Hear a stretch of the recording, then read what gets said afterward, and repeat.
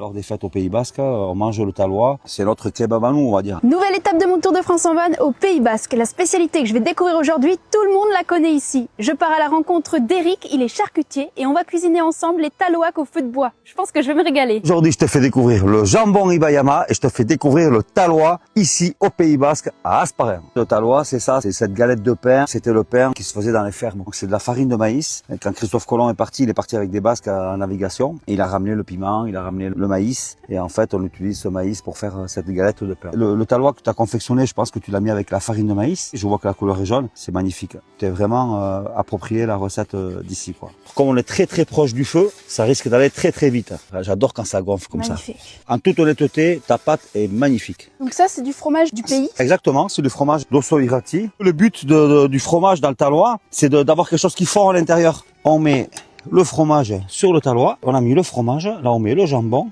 Alors on va être bien généreux avec le jambon. Alors ça c'est le jambon qui s'affine à l'air libre, du jambon Ibayama. C'est un vieux jambon qui a 2 ans. Ah ouais, là il est bien généreux le sandwich. Là. Puis on a le gras qui va fondre. Exactement. Ça va être délicieux. Exactement. On va mettre le deuxième talois à l'intérieur. Et hop, ça on le remet au coin du feu. Et là il faut être patient. La cuisine c'est la patience, tu vois, il faut attendre. Magnifique. T'es la meilleure, je vais t'embaucher là. Oui, ça me rappelle toute mon enfance quoi. Merci pour ton séjour au Pays Basque, Claire.